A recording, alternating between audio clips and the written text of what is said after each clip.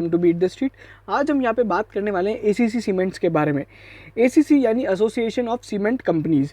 आज इस वीडियो में हम लोग करेंगे उसका फंडामेंटल एनालिसिस, जानेंगे कंपनी के यहाँ पे फिनेंशियल्स को, उनकी पीयर कंपैरिजन से इसको कंपेयर करेंगे, परफॉर्मेंस में क्या चल रहा है, कंपनी का एक्सपेंशन प्लान क्या है, मैनेजमेंट आउटलुक क्या है, शेयर होल्डिंग पैटर्न में क्या उतार चढ़ाव आ रहे हैं, टेक्निकली स्ट्रॉन्ग कैसा है, क्या यहाँ पे एक शॉर्ट टर्म बेट बन सकती है या फिर ये स्टॉक लॉन्ग टर्म के लिए कैसा है, टारगेट प्राइस क्या होनी चाहिए, ये सारी चीज़ें इस वीडियो के अंदर हम लोग डिस्कस करेंगे। और अगर आप हमारे चैनल पे पहली बार आ रहे हैं तो चैनल को ज़रूर सब्सक्राइब करें और बेल आइकन जरूर दबाएं सभी तरह के स्टॉक अपडेट्स और स्टॉक एनालिसिस के लिए। और आप स्टॉक मार्केट से अगर न्यूज़ से यहाँ पे अगर प्रॉब्लम खा रहे हैं कि आपको न्यूज़ नहीं मिल रही है, कहाँ न्यूज़ पढ़ी जाए स्टॉक मार्केट की और यहाँ पे सारी चीज़ें हैं, तो आप हमारे टेलीग्राम चैनल से जुड़ जाइए, जो कि एक फ्री टेलीग्राम चैनल है। 5,500 लोग से ज़्यादा वहाँ पे ऑलरेडी जुड़ चुके हैं। ये एक ऑटोमेटेड स्टॉक मार्केट फीड है जो कि इंडिया में पहली बार हो रहा है। यहाँ पे रियल टाइम बेसिस पे आपको सारी न्यूज़ अपडेट यहाँ पे आपको मिल जाएगी। आपको कुछ नहीं करना है, आपको बीट द स्ट्रीट जाके सर्च करना है टेलीग्राम पे, नहीं तो आप लिंक इन डिस्क्रिप्शन के थ्रू भी जा सकते हैं। चलिए, सबसे पहले एक अपडेट देना चाहूँगा। ये हमारा लास्ट Q4 का जो वीडियो है आप देख सकते हो स्क्रीन पे। Q4 में हम लोग ने एक रिजल्ट का यहाँ पे एनालिसिस किया था इसके एसीसी का। तब हम लोग ने यहाँ पे जो टारगेट प्राइस दिया था, लॉन्ग टर्म टारगेट 2300 रुपये का, आज वो यहाँ पे हिट होता हुआ दिखाई दिया है। सो लगभग बिल्कुल एग्जैक्टली 3 महीने में हमारा ये जो टारगेट था वो यहाँ पे हिट होता हुआ दिखाई दिया है। अब अपन इस वीडियो में सबसे पहले बात कर लेते हैं एसीसी के रिजल्ट्स की। तो सबसे पहले अपन यहाँ पे कंपनी को समझ लेते हैं। देखो, कंपनी के है ना बहुत सारे तरह तरह के बिजनेस हैं। मतलब मैं आपको कैसे समझाऊँ। देखो, आरएमएक्स अगर आप समझोगे तो यहाँ पे रेडी मिक्स कॉन्क्रीट बनाया जाता है, ठीक है, जिसको आरएमसी बोला जाता है। इसके 79 प्लांट है। रेडी मिक्स कॉन्क्रीट का मतलब हुआ, ये वो होते हैं जो कि आप जो अपने छत में डलता है ना कॉन्क्रीट, जो आप देखते होंगे बहुत बार है ना गोल गोल गाड़ियाँ घूमती रहती है, तो ये आरएमसी के प्लांट है, ये यहाँ पे हैं। और ओवरऑल इनके 17 प्लांट्स हैं जो यहाँ पे ओवरऑल इनके यहाँ पे सीमेंट के प्लांट है। ये लोग सीमेंट्स बनाते हैं। इसके अलावा ये कुछ प्रोडक्ट्स और बनाती है जिसमें अदर तरह के बिल्डिंग प्रोडक्ट्स और बिल्डिंग सॉल्यूशंस होते हैं, जैसे कि मान लीजिए आप वाटर प्रूफिंग वगैरह, और वो सब अलग अलग तरह के बिल्डिंग यहाँ पे बनाते हैं। बट वो जो बिल्डिंग प्रोडक्ट्स होते हैं, या फिर अगर अपन आरएमसी की बात करें, ये इनके ओवरऑल यहाँ पे रेवेन्यू का बहुत कम पार्ट है। अच्छा, यहाँ पे इनकी 56,000 चैनल पार्टनर्स हैं। ये जितने ज़्यादा होंगे उतना इंपॉर्टेंट है, बिकॉज यहाँ पे सीमेंट को पहुँचाने का और यहाँ पे बेचने का एक ही तरीका होता है कि यहाँ पे आप अपने चैनल पार्टनर्स कितने स्ट्रांग होते हैं, बिकॉज प्लांट्स बहुत कम होते हैं और इस पूरी इंडस्ट्री के अंदर यहाँ पे हैवी लॉजिस्टिक्स कॉस्ट लगाई जाती है। वहीं पे अगर आप देखोगे ये क्लिंकर वगैरह है और वो सब चीज़ें, ठीक है, क्लिंकर एक बहुत बड़ा यहाँ पे इनका रॉ मटेरियल होता है। कैपेसिटी यूटिलाइजेशन की बात करें, 77% की कैपेसिटी यूटिलाइजेशन रही है। पिछले क्वार्टर से अगर आप कंपेयर करते हो तो यहाँ पे कैपेसिटी यूटिलाइजेशन कम रहा है बिकॉज ऑफ पेंडेमिक। और वहीं पे कंपनी के अंदर यहाँ पे 50% से ज़्यादा इंडिपेंडेंट डायरेक्टर्स हैं, जो कि आप समझ सकते हो कि यहाँ पे एक अच्छा कॉर्पोरेट गवर्नेंस का संकेत है। ओवरऑल इनकी यहाँ पे जो कैपेसिटी है वो 34 मेट्रिक टन्स पर एनम की है। और यहाँ पे कंपनी धीरे धीरे कुछ एक्सपेंशन प्लान कर रही है। लगभग यहाँ पे माना जा रहा है कि यहाँ पे 40 MTPA का यहाँ पे जो करीबन इनका जो टारगेट है वो यहाँ पे हिट हो जाएगा इस by the end of the year. अच्छा, ओवरऑल यहाँ पे इकोनॉमिक और सेक्टर एनालिसिस की बात बाद में करेंगे। यहाँ पे सबसे पहले स्ट्रेटजी और एक्सेलरेटिंग वे फॉरवर्ड यहाँ पे जो क्या बताया गया है, कंपनी ने यहाँ पे अमेठा के अंदर इनका एक सीमेंट प्लांट था, उसके अंदर कैपेसिटी एक्सपेंशन यहाँ पे कंप्लीट हो चुका है। फिर WHRS प्रोजेक्ट था, ये बेसिकली एक पावर का होता है जहाँ पे वेस्ट हीट रिकवरी सिस्टम, यहाँ पे वेस्ट से पावर जनरेट की जाती है। तो वो यहाँ पे बेसिकली कंपनी का ऑन ट्रैक है और Q2 ऑफ FY22 तक यहाँ पे ये कंप्लीट होने की यहाँ पे है। तो मतलब अगले जो अपना क्वार्टर है उसके यहाँ पे ये कंप्लीट हो जाएगा। फिर कुछ कॉस्ट एफिशिएंसी यहाँ पे कंपनी ने यहाँ पे किए हैं, जिसके अंदर यहाँ पे कुछ प्रोजेक्ट्स यहाँ पे चल रहे हैं और कुछ ऑन द ट्रैक है। फिर यहाँ पे कंपनी ने कुछ यहाँ पे इनोवेटिव चीज़ें लॉन्च करी है। एक तो है green cement. Green cement basically यहाँ पे एनवायरमेंट फ्रेंडली सीमेंट है, जिसके अंदर यहाँ पे CO2 और यहाँ पे जो क्लिंकर वगैरह होता है वो थोड़ा कम होता है, जिससे यहाँ पे एनवायरमेंट फ्रेंडली है। बेसिकली आने वाले टाइम में ग्रीन सीमेंट बहुत बढ़ जाएगा, बिकॉज धीरे धीरे ओवरऑल यहाँ पे सारे स्टेक होल्डर्स, गवर्नमेंट से लेके इंडस्ट्री तक, सभी अब है ना ग्रीन और एनवायरमेंट फ्रेंडली हो रहे हैं। और ये इसलिए भी ज़रूरी है, अगर कोई कंपनी यहाँ पे ग्रीन इनिशिएटिव लेती है तो ESG यहाँ पे जो होता है उनकी रेटिंग अच्छी होती है। और ESG यानी एनवायरमेंट सोशल गवर्नेंस, यहाँ पे रेटिंग अच्छी हो जाती है। उसके कारण क्या होता है, बहुत बड़े बड़े इंडिया में जो या फिर आउट ऑफ इंडिया के ESG फंड्स है वो यहाँ पे इन्वेस्ट करते हैं। उसके बाद इको पैक्ट की अगर अपन बात करें, इको पैक्ट इनका एक लो कार्बन पॉजिटिव यहाँ पे एक प्रोडक्ट है जो कंपनी ने लॉन्च किया है, जो कि यहाँ पे कॉन्क्रीट है। ये ग्रीन कॉन्क्रीट है, वो ग्रीन सीमेंट था।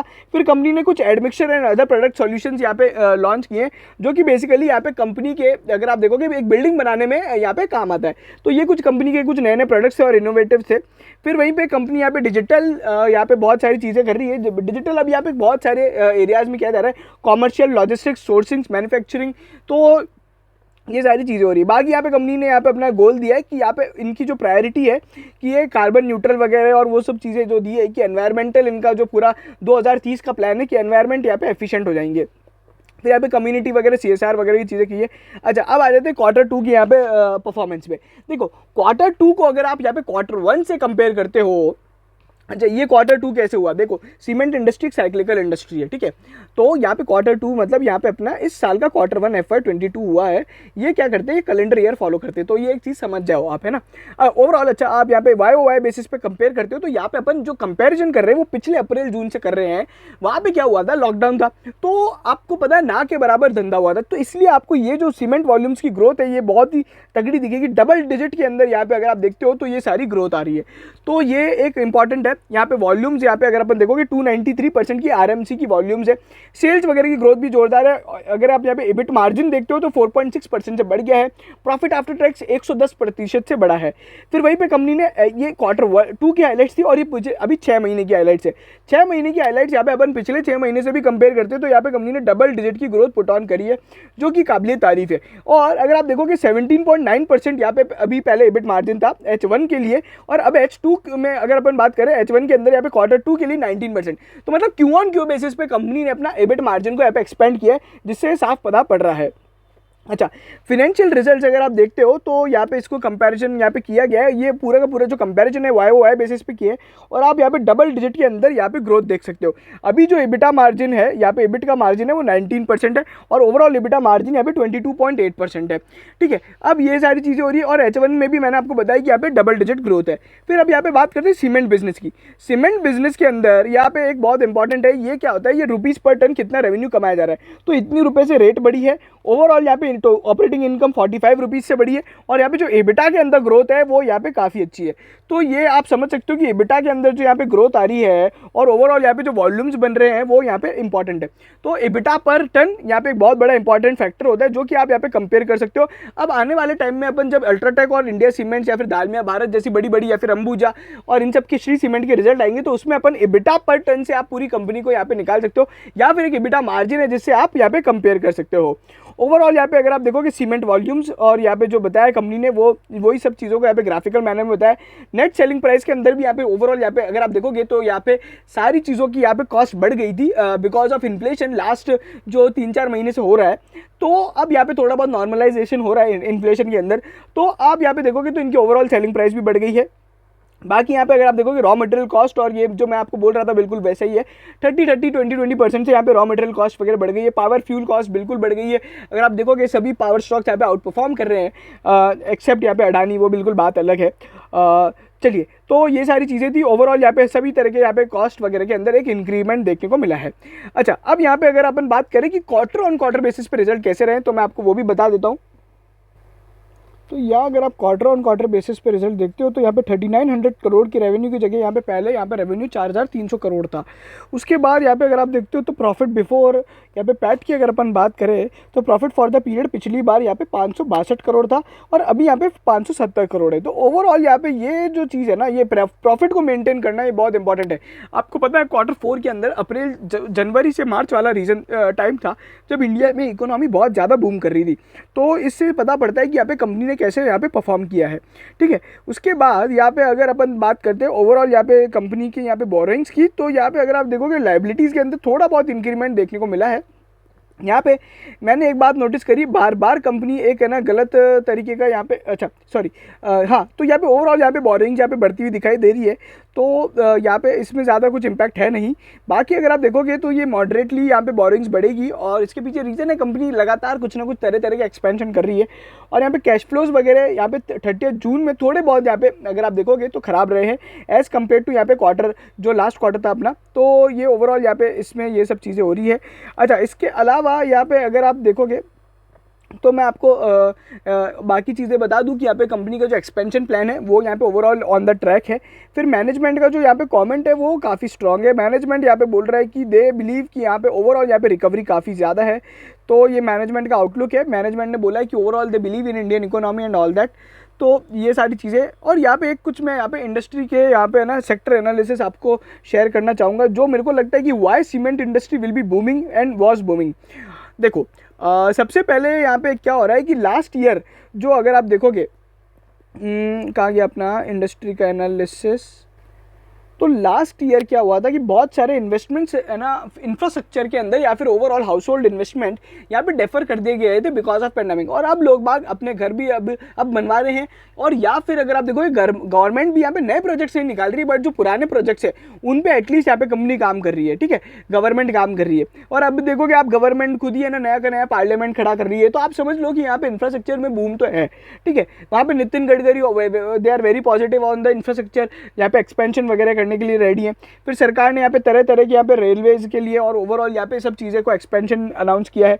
रूरल हाउसेज यहाँ पे अगर आप देखोगे तो उसमें बहुत ज़्यादा बढ़ता जा रहा है, प्रधानमंत्री की तरह तरह की योजना आती जा रही है, तो ये सब चीज़ें। उसके अलावा अगर आप देखोगे तो यहाँ पे पूरा सेक्टर यहाँ पे आउट परफॉर्म कर रहा है। इसके पीछे क्या रीज़न है अगर आप देखोगे तो अभी लोढ़ा और यहाँ पे गोदरेज प्रॉपर्टीज़ ने जो अपने ऑपरेशनल फिगर निकाले थे, या फिर अपन शोभा की बात करें फॉर देयर Q2, मतलब अगर अपन बात करें अप्रैल से जून वाला जो क्वार्टर है उसके लिए जो ऑपरेशनल फिगर्स अपडेट किए थे कि सेल्स फिगर कैसे है, तो उन्होंने बताया था they are getting very strong sales figure. ये एक सेक्टर का पार्ट हो गया, बिकॉज अगर हाउस होल्ड के अंदर यहाँ पे सेल्स होगी तो ऑब्वियसली बात है सीमेंट यहाँ पे अपना बनेगा ही बनेगा। एंड प्रोडक्ट चल गया तो बाकी यहाँ पे सारे अंदर के रॉ मटेरियल चल जाएंगे। फिर यहाँ पे अगर आप देखोगे एक और यहाँ पे जो चीज़ हो रही है कि बहुत सारी सीमेंट कंपनीज के IPO आ रहे हैं। इसमें अगर अपन बात करें JSW सीमेंट का IPO आने वाले की बात चल रही है, और कल ही यहाँ पे हम लोग ने टेलीग्राम पे डाला था कि जो नुवोको सीमेंट है जो कि निरमा सीमेंट है उसका यहाँ पे अभी IPO का सेबी ने अप्रूवल दे दिया है। तो एक कंपनी तभी IPO लेके आती है जब ओवरऑल या तो इकोनॉमी में बूम हो या फिर उनकी यहाँ पे बिजनेस में बूम हो। फिर JSW सीमेंट ने एक और यहाँ पे RMC वाले बिजनेस में एंट्रेंस अनाउंस करी है। तो यहाँ पे ओवरऑल आप यहाँ पे देखोगे तो बहुत पॉजिटिविटी है, तो इससे पता पड़ता है। और मैं अभी भी वापस बोलता हूँ, मैंने जो Q2 में एक एनालिसिस है ना किया था जिसके कारण मुझे काफ़ी फायदा हुआ था। देखो सबसे पहले क्या हुआ था, पिछली बार ACC के ही रिजल्ट आए थे, उसके बाद यहाँ पे गोदरेज प्रॉपर्टीज वगैरह के रिजल्ट आए थे, तो पूरा यहाँ पे कंस्ट्रक्शन सेक्टर यहाँ पे चल रहा था। आज क्या हुआ है, ACC के रिजल्ट जोरदार है, फिर यहाँ पे एशियन पेंट्स के अगर आप रिजल्ट देखोगे तो बहुत जोरदार है। एशियन पेंट्स में आज ही हमने सुबह हमारे प्रीमियम मेंबर्स को बाय कॉल दिया था जिसमें काफ़ी शानदार गेन देखने को मिला है। 3000 पे हमने बाय कॉल दिया था और लगभग अभी उसका भाव 3180 रुपये चला गया है। सारे टारगेट हमारे एक दिन की तो मीट हो गए, आप टेलीग्राम पे चेक कर सकते हैं किसी को अगर प्रूफ की जरूरत है तो यहाँ पे अब मैं क्या बोल रहा हूँ, ACC एशियन पेंट्स ने अच्छे फिगर किए, गोदरेज यहाँ पे अगर आप देखोगे ऑपरेशनल फिगर अच्छे पोस्ट किए। तो आप पूरे कंस्ट्रक्शन सेक्टर के अंदर जितनी भी कंपनीज है, लेट से अगर अपन बात करें यहाँ पे आने वाले other paint industries, other cement stocks, या फिर यहाँ पे जो पाइप वाली इंडस्ट्रीज है, पाइप स्टॉक्स अगर अपन बात करें प्रिंस पाइप, एस्ट्राल, पॉलीफिनोलेक्स, या फिर अगर अपन केबल और वायर्स वाली कंपनीज की बात करें जैसे पॉलीकैब वगैरह है, और यहाँ पे कुछ कंज्यूमर इलेक्ट्रिकल कंज्यूमर कंपनीज है जैसे कि अगर अपन देखें क्रॉम्पटन ग्रेव्स वगैरह या फिर बजाज इलेक्ट्रिकल्स वगैरह, तो इन सभी के अंदर ओवरऑल बूम रहेगा। जो भी कंपनीज कंस्ट्रक्शन सेक्टर पे यहाँ पे डिपेंड करती है उनके अंदर एक बूम देखने को मिलेगा। ऐसा अपन ने पिछले बार भी देखा था और इस बार भी देखा था। ये होता है एक सेक्टर एनालिसिस जो आपको आना चाहिए। एक अगर यहाँ पे कंपनी परफॉर्म करती है, जैसे आज ACC ने परफॉर्म किया है, तो सारे सीमेंट स्टॉक्स में तेजी देखने को मिली थी, ठीक है। वहीं पे आज अगर एशियन पेंट्स ने अच्छे रिजल्ट्स पोस्ट किए हैं तो यहाँ पे अभी बाकी पेंट स्टॉक्स में भी आपको एक अच्छी चीज देखने को मिलेगी। अपना एशियन पेंट्स का वीडियो भी अपन आज डाल देंगे, जब हम लोग उस पर थोड़ी कुछ की डिटेल्स यहाँ पे वेट कर रहे हैं। चलिए अब अपन बात कर लेते हैं यहाँ पे अगर बाकी जो और क्या क्या चीज़ें हैं, जैसे कि अपन पीयर कंपैरिजंस की बात करें तो यहाँ पे जो ACC के वैल्यूएशंस है as compare to UltraTech cement, तो यहाँ पे अगर अपन देखेंगे तो यहाँ पे कम ही है। तो अगर आप देखते हो तो अल्ट्राटेक की यहाँ पे जो ओवरऑल यहाँ पे जो वैल्यूएशंस है वो कम है। उसके पीछे क्या रीज़न है, अगर आप देखोगे तो इसका जो OPM है, इसका OPM बहुत ज़्यादा है और इनका OPM बहुत कम है, मतलब काफ़ी की डिफरेंस है ना। मतलब अभी अगर अपन लेटेस्ट अपडेट भी ले तो 19% का कुछ यहाँ पे इनका ऑपरेटिंग प्रॉफिट मार्जिन है, और ये लीडर है। देखो सेक्टर लीडर होने का क्या फ़ायदा होता है, उसका एक अलग ही प्रीमियम होता है। जो अल्ट्राटेक है वो अल्ट्राटेक ही रहेगा। अल्ट्राटेक के पास इतनी ज़्यादा कैपेसिटी है कि अदर जो यहाँ पे सीमेंट प्लेयर्स है वो है नहीं, और दे आर वेरी एग्रेसिव, और अब उन्होंने अपनी जो कॉस्ट कंट्रोल की उनकी जो पावर है वो अनबीटेबल है, ठीक है। वैसे ही एशियन पेंट्स है, तो ये बेसिकली आप समझ लो पेंट सेक्टर का एशियन पेंट्स है। अल्ट्राटेक पे बुलिश होना बहुत बहुत बहुत ज़रूरी है अगर आप पूरे सीमेंट इंडस्ट्री पे यहाँ पे बुलिश हो तो इसलिए अगर आप बाकी यहाँ पे श्री और उससे कंपेयर करते हो अंबुजा से भी, तो पी के मामले में यहाँ पे ACC है कि यहाँ पे कम है। फिर JK सीमेंट जो इनसे छोटा है वो भी यहाँ पे अगर आप देखोगे उसकी वैल्यूएशन ज़्यादा है। बाकी यहाँ पे अगर अपन देखें प्राइस टू बुक रेशो के मामले में भी, तो ACC यहाँ पे अभी अगर लगभग 3 के प्राइस टू बुक रेशो पे ट्रेड कर रहा है, और वहीं पे श्री सीमेंट और अल्ट्राटेक से ज़्यादा के वैल्यूएशन पे ट्रेड कर रहे हैं। तो ओवरऑल आप यहाँ पे समझ सकते हो कि इनकी जो वैल्यूएशन है एज़ कम्पेयर टू पीयर्स में यहाँ पे कम है।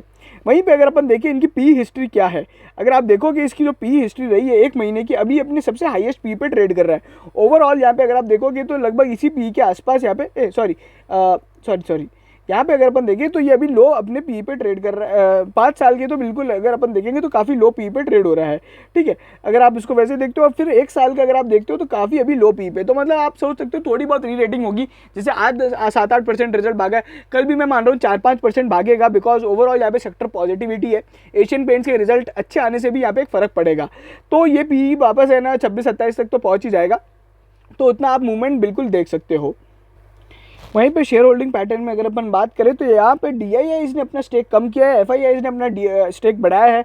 ओवरऑल मैं हर बार आपको बोलता हूँ कि किसी भी बड़े आदमी का यहाँ पे अपने को कॉपी करना ही नहीं चाहिए। बेसिकली वो उन पे कभी ब्लाइंड बाय तो करनी ही नहीं चाहिए, क्योंकि उनका करोड़ों का पोर्टफोलियो होता है और अपना यहाँ पे लाखों का भी नहीं होता है। तो ये सब चीज़ें। अब अपन आ जाते हैं अपना टेक्निकल एनालिसिस पे। तो लगभग जितने भी मूविंग एवरेजेस हैं वो यहाँ पे क्या बोल रहे हैं, buy buy buy, strong buy. Because आपको पता है जब भी फंडामेंटली कंपनी बदलती है तो यहाँ पे रिजल्ट्स में अपने आप हो जाता है। फिर रेजिस्टेंस अगर आप देखोगे 2075 का, और आज उस रेजिस्टेंस को बुरी तरीके से तोड़ दिया है इनने, अपना R3 भी तोड़ दिया है। 2250 का यहाँ पे रेजिस्टेंस वगैरह सब क्रॉस कर दिया है। तो अब कंपनी अपने रेजिस्टेंस से ऊपर ट्रेड कर रही है, जो कि यहाँ पे ओवरऑल यहाँ पे मोमेंटम के लिए तो बिल्कुल पॉजिटिव है ही। और तो आप 5 दिन का चार्ट देखोगे तो ये एक यहाँ पे वॉल्यूम था और यहाँ पे एक ब्रेकआउट था जो सीधा 2150 से 2300 रुपये पे आ गया था। तो ये था एक शॉर्ट टर्म वालों के लिए है ना एंट्री पॉइंट। बट अभी यहाँ पे अपन फिर भी यहाँ पे है ना थोड़ी बहुत यहाँ पे एंट्री तो ले ही सकते हैं। ओवरऑल यहाँ पे अगर आप देखोगे तो यहाँ पे सारी चीज़ें बुलिश है। यहाँ पे अभी स्टॉक 2350 का जो हाई बनाया था उससे थोड़ा बहुत नीचे पे आके बंद हुआ है। यहाँ पे अपन स्टॉप लॉस रखते हैं। अगर अपन मैं आपको बताऊं तो यहाँ पे जो ये लास्ट इसने एक अप मूवमेंट दिया था उससे पहले का अगर आप स्टॉप लॉस देखोगे तो करीबन 1 महीने का अगर अपन चार्ट लें तो यहाँ पे मैं अगर आपको बोलूँ तो यहाँ पे एक 2200 रुपये, और या फिर थोड़ा और नीचे अगर अपन बियर कर सकते हैं तो 2160 रुपये की लेवल है। तो स्टॉप लॉस 2160 के साथ एक शॉर्ट टर्म टारगेट क्या होना चाहिए, शॉर्ट टर्म टारगेट यहाँ पे होना चाहिए 2350, या फिर आप इसके और ऊपर अगर अपन बात करें तो 2450 रुपये तक के टारगेट होने चाहिए, ठीक है। उसके बाद अगर अपन बात करें लॉन्ग टर्म टारगेट की, तो लॉन्ग टर्म टारगेट जो हमारा रहेगा वो यहाँ पे 2750 रुपये तक का रहेगा, जो कि दिवाली तक हिट होने की उम्मीद है। तो ये एक इंडस्ट्री है जो कि बहुत ज़्यादा बूम कर रही है। ओवरऑल यहाँ पे बहुत ज़्यादा पॉजिटिविटी है। तो अब आप यहाँ पे इस पूरे के पूरे सेक्टर में बैट कर सकते हो। अगर आप मुझसे पूछते हो कि यहाँ पे कौन सा मेरा फेवरेट है, तो अगर अपन देखें लार्ज कैप में तो मेरा फेवरेट यहाँ पे अल्ट्राटेक सीमेंट है, जो कि इंडस्ट्री का लीडर है। उसकी परफॉर्मेंस हमेशा से खतरनाक रही है। उसके बाद अगर अपन मिड कैप सीमेंट्स में बात करते हो तो India cements is also good, but यहाँ पे दालमिया भारत में बहुत ज़्यादा दम है, because they are expanding at the triple, मतलब उनकी जो कैपेसिटी है वो अगले 3 साल में यहाँ पे ट्रिपल हो जाएगी। तो वो यहाँ पे एक उसमें बहुत ज़्यादा वैल्यू प्रपोजिशन है, और यहाँ पे फ्यूचर में उसकी जो वैल्यूएशंस रहेंगी वो काफ़ी अच्छी हो सकती है। तो ये था मेरा पूरा एनालिसिस। हम लोग बाकी सारे स्टॉक्स भी कवर करेंगे। अगर आप यहाँ पे उन सभी को देखना चाहते हैं तो प्लीज़ प्लीज़ प्लीज़ चैनल को सब्सक्राइब करो, वीडियो को शेयर करो सभी ACC के शेयर होल्डर्स के साथ। टेलीग्राम पे आप हमें ज्वाइन करो, और हमें आप कमेंट में बताइए कि आपको ये रिजल्ट कैसे लगे, कैसा लगा हमारा एनालिसिस, और यहाँ पे वीडियो को लाइक कीजिए। एंड प्लीज़ आप हमें ट्विटर पे भी फॉलो कर सकते हैं। Thank you so much. Please please please एक बढ़िया स्टॉक्स में आप इन्वेस्ट कीजिए। सभी तरह के छोटे मोटे जो पेनी स्टॉक्स होते हैं उनसे दूर रहिए अगर आप मार्केट में नए हैं। जैसे कि अगर जेट एयरवेज वगैरह की बात कर ले, हम लोग ने टेलीग्राम पे बहुत सारी कंपनीज़ के नाम डाले हैं, ऐसे पेनी स्टॉक्स जिनसे आपको दूर रहना चाहिए। तो आप प्लीज़ वो एक बार देख लीजिएगा, नहीं तो आपके साथ भी वही होगा जो DHFL और वीडियोकॉन के इन्वेस्टर्स के साथ हुआ है। Thank you so much.